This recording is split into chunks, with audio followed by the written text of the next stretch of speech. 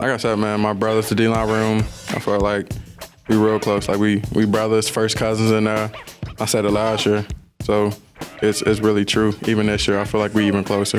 With the new additions, Kinlaw, Eddie, Preston, Vaughn, everybody just fell right along to the, I call it the Weebelism. The Weebelism. I love that, man. That's what we're going to call this show, the Weebelism. The Next Man Up podcast is presented by Lansdowne Resort. From kickoff to check-in, score a game-changing getaway in the heart of Loudoun. Lansdowne Resort, proud partner of the Washington Commanders. Commanders family, our next man up is in year 2 of his NFL career, but you would think he's in like year 5 or 6 because of the way he's been playing, because of how comfortable he looks, because of the way he's meshed with his teammates. Welcoming in my guy, called himself Jermaine the last time he was with me on Next Man Up. Johnny Newell, my brother, how you feeling? I'm good, man. Appreciate you for having me. Bro, I appreciate you taking the time, man. You got the leg sleeve on. You fresh out of practice, man. You got to go back into doing a whole bunch of stuff, so you took the time to kick it. And it's funny, man, I said it off the rip when I seen you. Last time we kicked it, Saturday on these chairs, you had the wicks, man. You was brand new, didn't even know what the league was going to be like, man. What has this last year been like for you? Man, first off, like you said, the wicks gone. Had to go to the beach. You spinning Time now. to go swimming. But it's been great. I'm already adjusted to everything. Year 2 in our defense for this team. I just feel more comfortable in a sense. Just used to the flow of the game, and the brotherhood we got in this building is unmatched. So it's a great feeling. And you got really your true first NFL offseason, right? Because like rookie is a whole nother thing. You got the draft, you got the combine, y'all just getting after it. This was your full first offseason, bro. Yeah. How was that? I'm alone, boy. Because you hungry for more football. Man, yeah. You know, in college you get like a month off and you right back to the Weebelism. Yeah. But yeah, it was long. It felt good though. I worked real hard last year coming off the injury to get myself back right. So to be able to take some time off after a long season, it felt good. And we haven't gotten to really sit and rap about like what it was like dealing with your injury. I think when me and you sat the first time, I don't even think I was fully aware that you were dealing with an injury, man. What was it like dealing with that in real time as a rookie, bro? Because mentally that can't be easy, right? You a dominant athlete. You want to be out on that field, man. How did you get through that process of healing and getting back on the field? Oh, just everybody in the building always had my back, no matter what. The days I was down, they coming in joking, bringing a smile on my face. Like I said, man, my brothers, the D-line room, I felt like we real close. Like we brothers, first cousins in there. I said it last year. So it's really true. Even this year, I feel like we even closer. With the new additions, Kinlaw, Eddie, Preston, Vaughn, everybody just fell right along to the, I call it the Weebelism. The Weebelism. I love that, man. That's what we're going to call this show, the Weebelism. So you mentioned Vaughn, man. It's not every day a future Hall of Famer pulls up into the building and says, hey, we want to come be a part of this. You had a lot to do with that. This defense, Joey Jr. had a lot to do with that. What's it been like lining up next to somebody I know you grew up watching, I grew up watching too? Facts. It's crazy. Some of my friends would be like, bro, that's Von Miller. But, you know, I got to be like, oh, that's my teammate. That's my dog. Like, we here to put that work in. But when I sit back and think about it sometimes, I'm like, man, that is crazy. Like, I was watching Von in elementary, and he's still doing his thing for us now. So that's a crazy thing. Von brings a lot of knowledge, like football-wise, and, I mean, it shows on his film. His numbers, they don't lie. So it's a really cool thing to have him in there. And you mentioned that brotherhood y'all have with the defensive line, bro. Even with Javon being new, a lot of these guys you mentioned being new, you got Dorrance back, you got to play with Duran, I know, has taken a hand in just helping you figure things out as well because he's been through some of the things you've been through. What's it been like this year, man, being a year 2 guy? Because rookie things, you know, people give you a little bit of grace as a rookie, but now you're in year 2. But every single person I've talked to, I had Duran and Javon on this show, they both showed you a lot of love and just are amazed at how fast you came along because it's not easy to bounce back from an injury like you did. Yeah, for sure. Payne, that's my big brother. Like you said, we've been kicking it since last year together. He's been showing me the way, how to do it. In a way, I want to say he took me under his wing. I'm next behind him, and in the game, whenever I mess up or whenever I do good, he'll show me what I could do better. Because, you know, he got that vet experience. He done been there already. He know what to do. He be calling out the plays before they happen. So Duran just a real vet-savvy guy. Mook Dog, Kinlaw. Yeah, you know, Mook Dog. Mook Dog about the same. He done been there. He done win against a lot of these O-linemen we don't win against. So He'd be breaking it down. I'll give a shout out to Sheldon Day as well. Sheldon, that's my guy. We work pre-game every game. We work pre-practice. Every practice, just piecing the little details to help me get better. So all those guys, really, all the D tackles, we help each other to crisp our game up because we want to be the best in the league. And with all those veteran players, they're giving you advice and all that. But I know you taking the time to watch your film too. What did you say coming into this year that you wanted to accomplish? What did Johnny Newton want to get out of this year? What did you see last year? You said, you know what, I need to work on that and get better. Right, shit, I wanted to be able to stop that run. I knew I could do that. In college, I don't want to say a great run stopper, but I could hold my ground, and a lot of people feel like they doubted me in that aspect. So just piecing out one thing at a time, being able to stop the run, then going to rush the passer, get my hands crispy, and then I'll be a complete D tackle. Hey man, you call yourself great, man. Here we like to say good things, man. So we can say great for sure. Yeah. And as you try to achieve greatness, right? We talked about all these different coaches that you got to play with, got to play under, that have this NFL experience. You weren't really sure what it was going to be like, but you were very excited about getting to be in the building with RK, Sharif, Daryl Tapp, of course, a guy like Joe Witt Jr. Man, what has it been like now that you've gotten a year under your belt, man? How great has it been to learn from them? Oh man, like you said, them some coaches that got experience in the league, done played a few snaps, so everything they say, I'm all ears, all eyes for it. Sharif, I'll probably work with him a little more than everybody else. Me, him, and Sheldon, with pre-practice, we'd be out there about 30 minutes early, just, like I said, piecing the little things together. Everybody see the outcome, but they don't see the details that go into it. So those guys helped me out. Coach Tapp, the belief he put in me is like none other. And then RK, when it comes to pass rush, who else? But a Redskin commander, Washington football team, that's that guy right there. So everything RK say, I'm all ears. And you mentioned those details, and I think a lot of people don't realize that it's not so much the things you're doing on the field, all the work you're putting into, but you got to take the time to rest, right? And our partners at Lansdowne Resort want to know that you're putting that work in on the field, but also know that you're taking that downtime to get yourself right. How does Johnny Newton spend his downtime? Man, kicking it like karate on that couch. No, I always come in here, do some recovery, probably go fishing sometimes, chilling with the guys. We do a lot of things together, the defensive line room, so, man, a lot. You know what Deron told me when I asked him, I mentioned this to Devon too, he said he spends his downtime snowboarding. Did you realize he does that? Yeah, he told us. I ain't go snowboard. That ain't me right there. But you know, you ain't go try. Javon said he's thinking about giving it a try. Mook too big for that. That's what I said. I'm Javon too big for that. Mook hit that ground. Let's go hit like thunder. It's gonna be an avalanche, man. Damn now. So okay, it's safe to say Johnny Newton ain't doing no snowboarding. Johnny Newton can ride a bike. That about it. Well, Johnny, one thing you do very, very well is you get it done on that field. Like I said, man, you are in year 2. And we've seen some ups and downs, but our defensive line, man, has looked really, really strong. What's going right for y'all, especially for you in year 2 of this system? Yeah, for sure. Our main thing is violence, physicality. That's Coach Witt installed in us, DQ installing us. They believe that we could do it. We believe that we could do it every day. We know what we're capable of. So the last thing we want to do is take over the game as a defensive line. I feel like that's our standard. That's our goal. Been able to stop the run consistently, no roller coasters. That's what Coach Tapp say.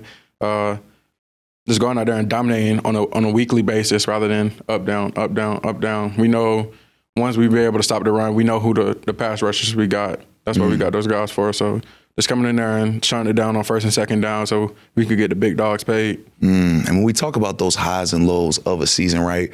Last year, you don't know what that's like. Like, we tend to think of all the good things we're going to accomplish, all the great things that we're going to be able to do in that field, but it's hard to fathom the bad things that happen, some of the highs, some of the lows. How have you dealt with those lows, right? It's easy to be good on those highs, but how as a player have you learned to deal with some of those lows when things aren't always going right or the way you expected? Yeah, for sure. You live and you learn. The expectation is the highest for sure, but you can't let those lows take you down too low, you know? Like I said, you learn from them, you digest it, and you move on to the next week and don't let those mistakes happen again. And talking about moving on to that next week, brother, we got another set of back-to-backs. We're going to be in Dallas taking on the Cowboys. You know now those NFC East games hit a little different, man. What are you looking to get right in Dallas, and how can we find success out there? For sure. Just being us, playing commander ball, getting to that ball and taking it away. That's something we need to do as a defense. Coach Witt preaches it every week. The ball, the ball, the ball. You know, every meeting we say it's about the ball. So, and like I said, stopping that run. They got a great running back, great offensive line, and you know, them divisional games, they get tough in them trenches. So, O-line, D-line, us doing our thing, holding our ground, you know, and we'll see. We're going to see, bro. And you said it perfectly. It gets tough in those trenches, and those trenches really are being in enemy territory, especially against a rival, an NFC East rival. But one thing we've seen all season is something you probably maybe never seen before. You went to adult college, but I don't know if you've ever seen a fan base like the Commanders fan base, bro. Like, I think about L.A., yeah, bro, that felt like a home game. I think about Atlanta. Yeah, I ain't know we was rocking like that. Bro, man. Like that is crazy, man. How dope is that as a player, man, to know no matter where y'all at, no matter where y'all are playing, even in Spain, that we gonna have that Commanders fans there and you gonna have that family there. Man, indubitably. We had, man, them fans had that thing rocking in there. I turned around, I said, God damn, you man. thought it was a home game, man. I heard them yelling. I was like, dang, I ain't know we was rocking like that. It's a great feeling, though, to be on the road, have that much fans behind our back. I call them the 12th player. So, man, that help out a lot. That bring the juice. Once they get the yelling loud, that make our energy go up. So we appreciate them. Hey, man, well, we appreciate y'all, man. Y'all putting that work in on the field. The fans wouldn't pull up if they ain't believe in y'all and love y'all, man. So y'all earned that. My boy Johnny, I appreciate you taking the time. Commanders family, our next man up. The guy's in year 2. He look a lot different sitting here now. Who knows what he gonna look like in year 3, 4, 5, 6, and 7. Shout out to my guy, next man up, Johnny Newton. Appreciate you, brother. Jermander. Yes, Lord. We hope you are enjoying this episode of Next Man Up. But real quick, we got to pay some bills. Now, they say your work defines who you are. Monday through Friday, 9 to 5, you are clocking in. But what happens on the weekend? What happens to your time? You could take it easy, or you could use your time to get better. In the U.S. Army, we think differently. Your time should be used to improve the skills you do have, to learn some you don't, to push yourself in new ways, because it's those days that truly define who you are. That's how you make progress. That's how you make impact on the world around you. It's your time. How you spend it is up to you. It's your time, the U.S. Army Reserve. Commanders family, back to the show. Commanders family, for our next man up, this Washington legend is extremely special. We got him in studio. We didn't have to zoom in. He's a Super Bowl champion, but also an NFL MVP. It's an honor to be here with greatness, and welcome in Joe Theismann. Joe, how you doing, sir? Good, right. Good to be with you. Oh, man, it is so great to be with you. Now, I was going to start with, those first 4 years of your pro career, but while we were sitting here just talking, you mentioned Notre Dame and that feel. You mentioned in your life that you have these feelings, that if something feels right, you know that that's where you're supposed to be. What felt right about Notre Dame when you decided to take your college career there? It was interesting. I visited 5 schools. I narrowed it down to 5 schools. And I recommend this to any seniors that are out there looking for colleges as they go around. Don't overwhelm yourself with 10 or 15 different places. Pick out the 5 you really think might appeal to you. It was Wake Forest, Notre Dame, University of North Carolina, Penn State, and North Carolina State. My high school coach was a backup to Roman Gabriel, and people will have to Google his name if you're too young. But he was a great quarterback for the Rams, and of course at North Carolina State. My high school coach was his backup. I thought, hey, that's a great way to go to school. So I initially signed at North Carolina State. Never made a visit to Notre Dame. Notre Dame contacted me because we were an independent. I could go visit the school, and if I signed, I wouldn't lose a year of eligibility. The rules were different then. So I wind up flying out to Notre Dame. I walk around. Rocky Blyer was my chaperone. He and a guy by the name of Dan Harshman, and flew back home to New Jersey, got off the plane. My father says, what do you think? I said, I have to go to Notre Dame. He said, why? I said, Dad, it just feels right. And I believe this 100%. Your gut is a heck of a judge of a lot of things in our lives. Quite often we sit down and we analyze things and we overanalyze them, and we either talk ourselves into it or out of it. But if you trust your gut, I think the percentages are higher that things will work out okay. And it did for me at the University of Notre Dame. That's how I wound up there. You and I were sitting here talking about the facility we're in now, what they've done here to the Commander's Park.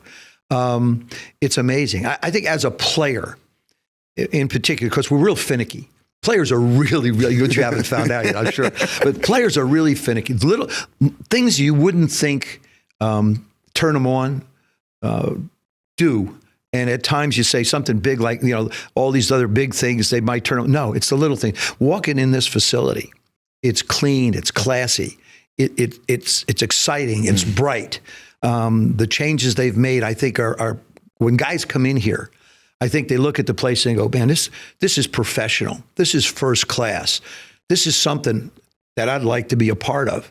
And so the visual part of what you see when you walk into the Commander facility, it lights the flame. It sort of turns the pilot light up just a little bit more, and then you get into the organization, the opportunities, and the other things that are available to you.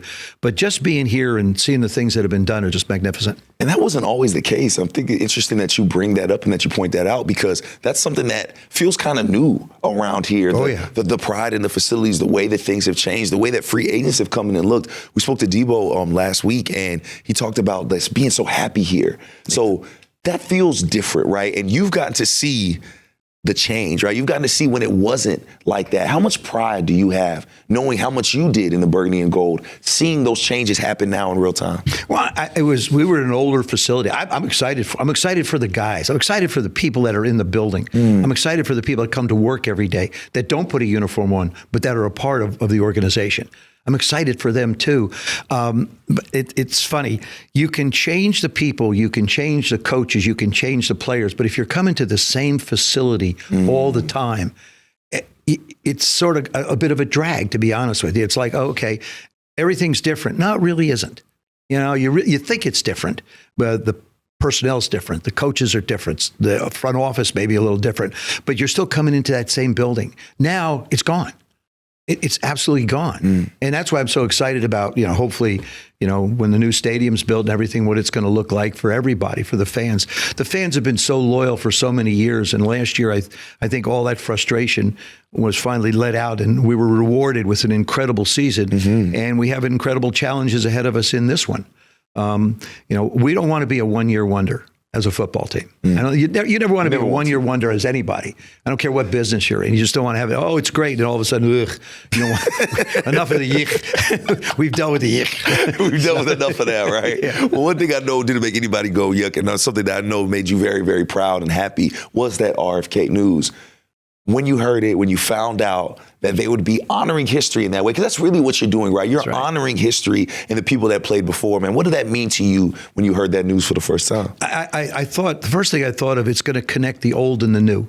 It's going to connect the people that have grown up knowing what the Redskins were at RFK Stadium. And it's going to give it a chance to what the Commanders are now, to be able to sort of not be in the house, but have their own house in the same neighborhood. And what does your house look like? Well, I grew up just down the road a little bit. Yeah, but I'm in a new house now, and it's exciting and it's fun. And I think it's going to be spectacular. Is there anything from the old glory where you, as a player, you're like, you know what? We need to have that back in here. I remember Ricky Irvin's coming in and talking about certain things. Like when he saw it from the outside, he wasn't really impressed. No, but then when he was not impressed from the outside. He's like, it wasn't He's really. So right. He's so right. He said, but as soon as he walked through that tunnel and saw the fans bouncing up and down, the rocking of it, he said there was nothing quite like it. Do you have anything that you think about when you walked into RFK that stood out to you and you said, you know what, I would love to see that again in this modern era? What I thought about was when visiting teams came in, they don't want to be here. I'd rather play any place else, but I don't want to be here. And I talked to a lot of guys that were on different teams, and they said it was the toughest place to play. The proximity of the fans to the field. There's a closeness that you get as a player to them. And yet as an opposing player, it's like it's annoying.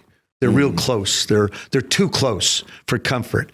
And that warmth, that feel, I think is so vital and important from a player's perspective, as well as the fans. They're right there. The energy is right there. And if you don't think that people live off of energy as players, you're wrong. We live off the energy of the fans. When they're down, we're just sort of cruising. When they're rocking and rolling, our level goes up as well. You can't fight human nature. That's what life's all about. You get excited, people around you get excited. Or if people around you are excited, you can't help but get excited. And that's the way it was for us. When you think about those moments with those fans, those exciting, energetic moments, there's probably so many that stand out to you. One in particular. Okay, let me hear. What's that one? One in particular. Because people have asked me, they said, what's the most memorable game you ever played in? Assuming it would be the Super Bowl. And certainly it was memorable. I mean, winning Super Bowl 17 was an incredible experience for us. But it was in Pasadena, California. It was in front of 100,000 people. It wasn't in front of our fans. They weren't our people in that stadium. The NFC Championship game against the Dallas Cowboys. I get goosebumps telling the story. I always do. I don't know why. I always get these goosebumps. But it was, I remember standing at the end of that game. I remember standing on the sidelines. And they brought in these like aluminum seats to make the stadium seating a little bit bigger. And everybody was pounding their feet on these seats, pounding them in. And literally, I'm standing on the sidelines watching the end of that game. As Dallas is trying to come back, I'm standing. And the ground beneath my feet is actually shaking. You could feel the vibrations through the ground standing on the sidelines. I'm going, this is unreal. And to me, that is the game that stands out in my mind as the game that I remember the most. Like I say, it's almost impossible to think higher than a Super Bowl. But that game was for me. It was my football career and moment because it was our fans against our rival with an opportunity to go to the Super Bowl. All the chips were on the table. Everything was there for us to be able to seize the opportunity, and we did. But we didn't do it alone. We did it with the fans as well. That's so interesting you say that because every legend that sat here has talked about the fans in that capacity in some type of way. Talk about the way that even after losses, you guys would fly in and fans would be lined up out there like y'all were the Beatles. Yeah, I know. Does that and we wouldn't get in early, I'll tell you. It'd be like 2, 3, 4 o'clock in the morning, and there'd be people with signs and everything else. It's like, man, don't you ever sleep? It has to make you feel a certain level of pride for what you were doing, right? You feel wanted. And I got to imagine, like, there's so many legends out here that stayed in this area, right? Or at least spend most of their time in this area. But you guys aren't from here. Just like me, I'm not from here, but we have decided to make this place home. Were the fans the reason that you said, you know what, this is going to be home for me. This is going to be a place I always rock with. No matter all the different places I've been, this is going to be something special. That's what a lot of guys have said. I'm going to be honest with you, okay? When I played, there wasn't free agency. So where was I going to go? Right. It's like, it would have been nice to get a bigger contract, maybe going someplace. Now guys move all over the place. They have a residence, they have a home, but then they rent someplace else and they live someplace else. But when we played back in the 80s and in early late 70s and 80s, it was a time and a place where you really had to play your ass off. We all grew up together. All the guys on the team and our families, we all stayed together. We hung together. It's interesting. I think of the Giants, friends of mine with the Giants, friends of mine with the 49ers, friends of mine with the Cowboys, friends of, guys that I played with here. Those 4 cities in particular, you see the guys still living where they lived when they played. Like I said, we really didn't have an option to go someplace else. There wasn't free agency available to us to be able to move somewhere else. So you basically grew up in an area with everybody else, and you grew up with the fans that knew you. I played 12 years here. I was very fortunate to play for one franchise, one in Canada and 12 years down here. And so you really become a part of the community. I mean, it wasn't just you were a football player. You were a neighbor. You were a friend. You were a guy taking the kids to school. Hey, the crossing guards, how you doing? Hi, how are you? Yeah, hi, Joe. Hi. And, I had one situation happen when early on when we weren't doing well. It was like, I think 80. I pulled up to a gas station to put some gas in my car. And when things aren't going well when people are like this. And the guy looked at me and says, hey, aren't you Joe Theismann? First thing you think is, yeah, that's pretty cool. He says, you know what? You lost, didn't you? Yeah. He says, pump your own gas. Okay. Fair enough. Was he serious? Yes, he was serious. I mean, the fans take this game serious here. Absolutely. The fans definitely take it seriously. And it's been really cool to see a resurgence, if you will, of this fan base, because you're talking about getting in 2, 3 a.m. We're seeing fans waiting for us when we get in at 2 or 3 a.m. Now, it's been kind of wild to see that difference. As somebody that has seen the great, has seen the not so good, and now sees that return to greatness. When you look at this team, what Dan Quinn, what Adam Peters have kind of done now, are you feeling parallels or similarities to the success in those Super Bowl teams that you got to be a part of? Initially, yes. But the sustainability is so important. You can't be a flash in the pan. You can't be a one-year wonder. And that's what I believe they're building here is consistency. We have veterans on this football team. We have a lot of youth on this football team. I think Adam and Dan have both put together an interesting combination. The way the football team is blended, as far as the experience, the youth, the rawness of some of the players. You just how do you make it work?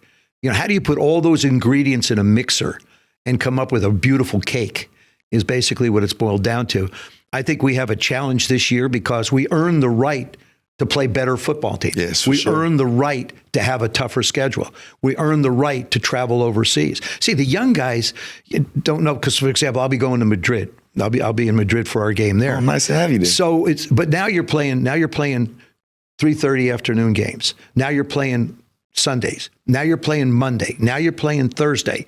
And it takes an adjustment for an individual to be able to understand how to take care of their body. How do you get your mind right for the travel? How do you handle the travel? These are all things that Dan has to consider, and they have to consider the travel of the young guys. The veterans pretty much settled in. I know what I'm going to do. I know my routine. The young guys have to find it. So again, that's part of the learning process when you put a football team together like we have. I mean, we had so many guys coming in from so many different places a year ago, and all the pieces fit. And then the one thing that I remind people of is our last 5-6 games last year were all nail biters. We wound up on the right side of all of them. And is that going to happen every year? Probably not. You just don't roll the dice and come up 7 all the time. So this is what you go through injuries. How healthy can we stay? How healthy can we be in the offensive line? Yeah. How healthy can we be at the linebacker position, the safety position? So there's a lot of factors that go into what this football team's going to be able to accomplish going forward. But certainly, the fans are back. I mean, they've been so starved for so long. It's 2 decades. We would start, it would be like, okay, we've won the first 3 out of the first 5. And then all of a sudden something would happen.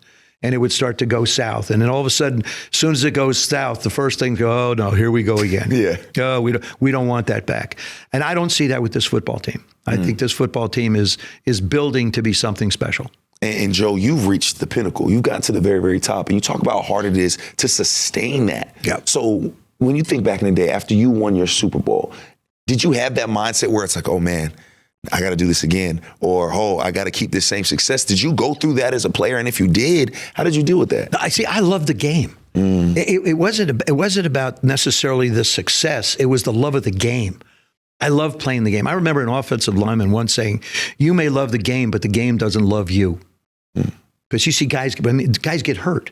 That's part of the game, unfortunately, but that's not the love that you're going to get from the game. That's one of those unfortunate things that happens. And for me, I just loved playing football. As soon as the season was over, I was back here in 2 weeks throwing the ball around. Jay Bernetti, who happens to be the equipment director for the San Francisco 49ers, to this day still, Jay Bird and I would go out and throw. Then I didn't want any of the guys. The guys weren't around. It was too darn cold, to be honest with you, but it would be late January and February. I'd be out throwing the ball around.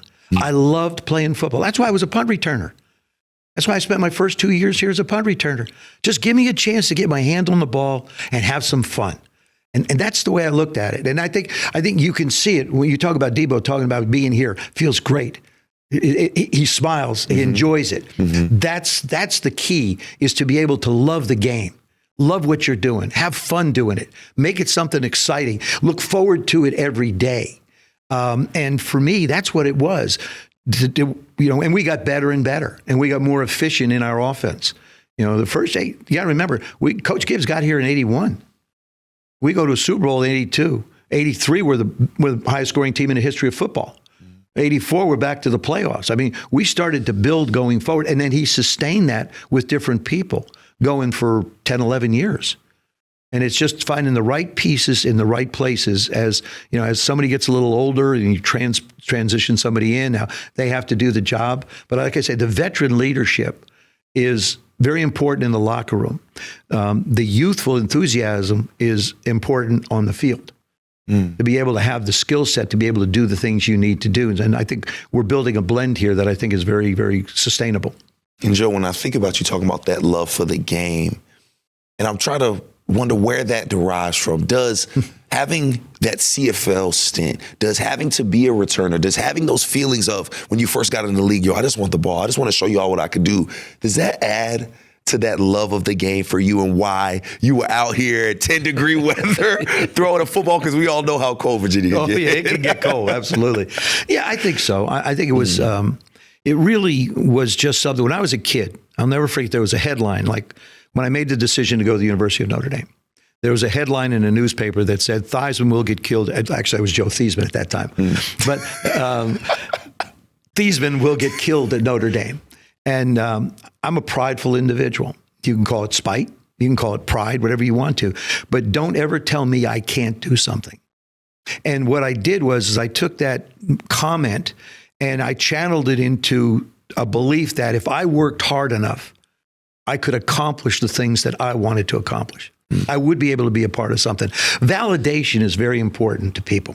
You agree? Yes, it is. Yes, so when I was at the in high school, we were undefeated and we were really good, and so that was a validation. Then I went to college, and I played against the University of Southern California that had a lot of guys going to the pros. When I was in college, I graduated at 185 pounds. I went to school at 172. I wasn't the biggest. You're not going to confuse me with Josh Allen one bit, okay? Not one bit. So when I went to school, was I good enough to play? Could I validate my abilities against players that were going on to the NFL? And then when I got here with Washington, to me, the Dallas Cowboys, I felt like were a barometer. Could I play against them? Could I play well against them? If I did, it was a validation of, okay, I belong. It's like I've been always, I guess, chasing. It's interesting. I've always been chasing that sense of belonging. Do I belong here? Am I good enough to be here? Now, what do I need to do to be able to sustain myself, to be here, to be good enough to be able to compete? And then fortunately, the quarterback position is the single most dependent position on a field. I mean, you think the line doesn't block, receivers don't catch. Ask the Buffalo Bills about kickers not making kicks. Yeah. I mean, about 30% of the games are decided by 3 points or less now. I don't care how far people are ahead. It's always down to that last possession or a kick. And so, you think about that position. You have to do your job, but so many other people have to do theirs to have the success that we've had here in the past. And when you have that yearning for longing, because you said you wanted to belong, a lot of times that void is never filled, right? A lot of times that void, there's nothing we could do to fill that void and really fix that thing that we're missing, that we feel like we're missing. Did you ever get to a point in your career where you're saying, okay, I belong here? Was it seeing the fans? Was it winning that Super Bowl? Was it giving the MVP? Did you ever truly feel that I need to belong void? I don't think I've fulfilled it yet. I still think you keep searching for that, whatever you need to get you to the next level. For me, it was a sense of belonging. As a dad, I want to be the best dad. As a partner, I want to be the best partner. As a husband, I want to be the best husband. I want to be the best friend. So there's that belonging that you want to be in that group of really special people to someone. And so it's never left me. I just constantly want to belong. I want to feel like I've done the right thing and do the right job. And the other thing I've learned is we're not put on this earth to be served. There was a point in my career where I felt like, I'm Joe Theismann. I'm a quarterback of the Washington Redskins. I'm a Super Bowl champion. I'm an MVP. I'm all that kind of stuff. Felt pretty highfalutin. And then after my leg got broken, my whole perspective of life changed. And people will say, oh, what a tragedy it was you broke. You're like, no, it was divine intervention. Wow. You think the good Lord saw me going down a path and he said, you know what? If you're not smart enough to take care of it, I'll help you. He didn't have to. He could have called. Could have gave you some other. Hey, hello, Joe. This is the Lord. You better straighten up. Oh, yeah, sure. Okay, I got you. Oh, yeah, I got you. He decides to send a 235-pound messenger by the name of Lawrence. But it changed the perspective of my life to understand it. It's all about people. It's all about relationships. And that's what we built. That's what you're building here on a team. You look at the most talented. I think of the Lakers just over the last 3-4 years. Very talented, but not real cohesive. Right.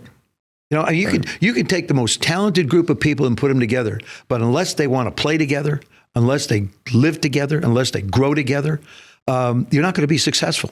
You can take a less talented group of people and have more success if they care about one another and they want to take care of one another and they want to protect one another. That's a tough group to beat in any element. And so for me, I learned that we're not put on this earth to be served. We're here to serve others. And anything we can do to help someone be better at what they do is my reward. If I can help somebody through my speeches, if somebody comes up to me and says, you've opened my eyes to some things, that's very gratifying. Through the experiences of my life, maybe there's something that can help you make your life better. And that's why we love having the legends here on Next Man Up, because it's fun to talk football, but it's that life stuff, it's that perspective that really makes a difference. And you mentioned divine intervention with that injury. And I know that's a very mature way of looking at it. And I'm sure that wasn't the way you looked at it in the moment, because you're still the Joe Theismann in that moment. I'm invincible.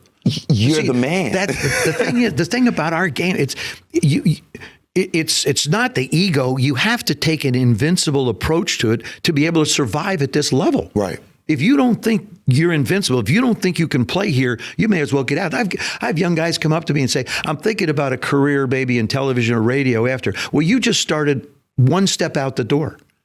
You can't think about that. The competition is too tough on your own team. The competition is too tough in the league. You have to be totally focused. This is why I love the game of golf. You take one moment away from focus on a golf course, and that ball is so in some place you don't want it to go. Exactly. And for me, that you have to be focused and you have to be intent on saying, okay, I'm going to be the best at this. And then you can, like in the off season, you can dabble on some other things. I always used to look at football, in my perspective, as the axle of a wheel. I know that sooner or later the game's going to end for me. I'm going to wind up not playing the game. Didn't go out the way I thought I would, but at some point I was 35 years old. I was getting close to the end. So what becomes the spokes in your life? For me, it was my restaurant. For me, it was television. It was movies.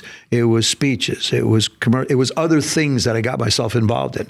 I remember guys telling me when Coach Gibbs left the game and came back after he got into NASCAR really heavy, he was a different guy.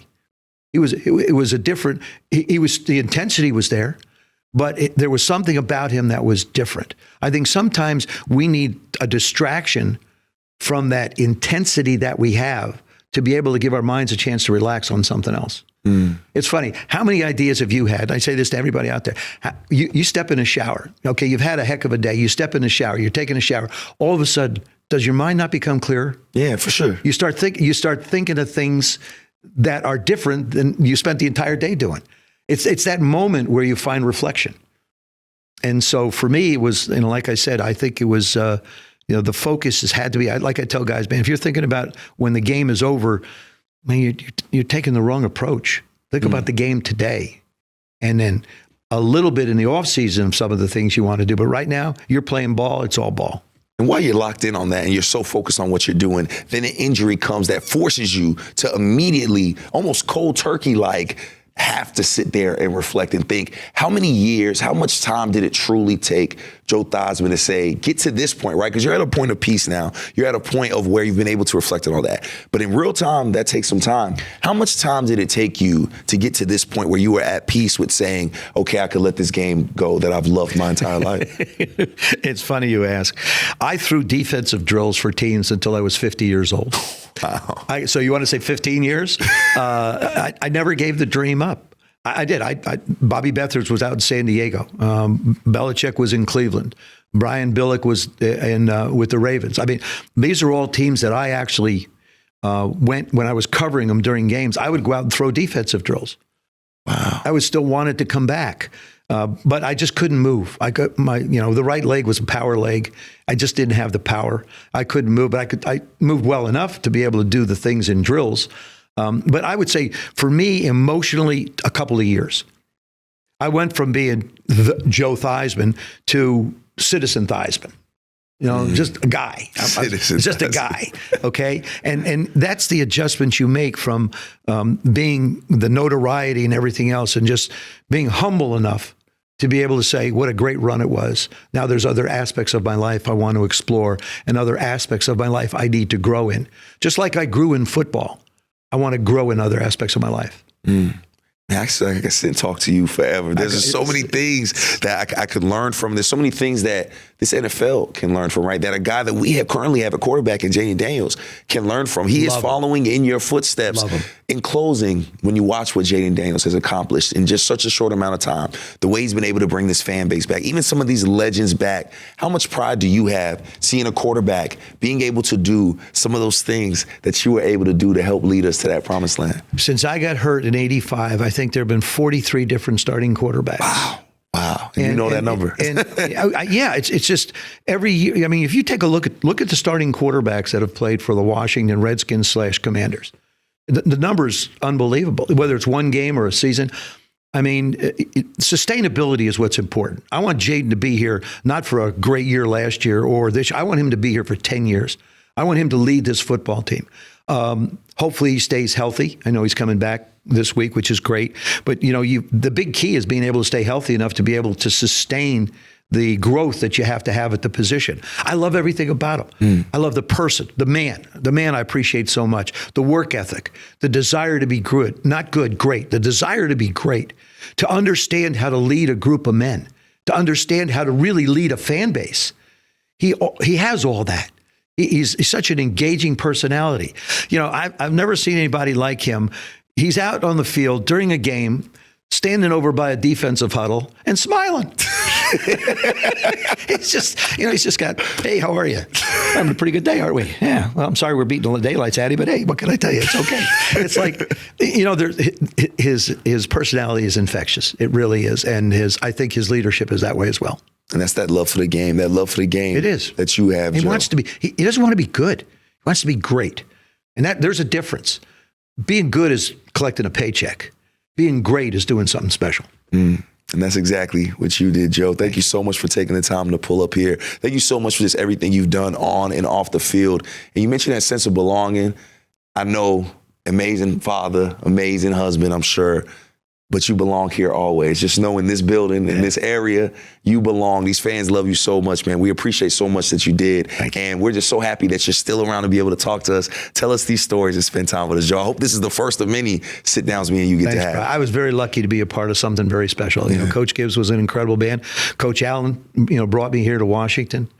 Coach Pardee gave me the chance to play, and Coach Gibbs gave me the chance to be in a system that allowed a lot of us to be able to enjoy a lot of success and have the fans be so involved in them. Well, listen, you earned all of that. You did the work. You didn't have the easy road, but you made it there, Joe. Thank you so much, Commanders family. Thank you. Our next man up, Super Bowl champion, a league MVP, one of the best to ever do it in that burgundy and gold, Joe Theismann. Joe, thank you so much for your time.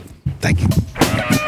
Commanders family, we hope you've enjoyed this episode of Next Man Up. You can stream all of the Next Man Up episodes, even last season's, on the Commanders YouTube page, or stream the audio wherever you get your podcast. We appreciate the love so much. We will see y'all Monday night for some primetime action against the Chicago Bears. Make sure to do what y'all do best. Show up and show out for our Commanders. Until next week, this is Next Man Up. I'm your host, Brian Colbert Jr.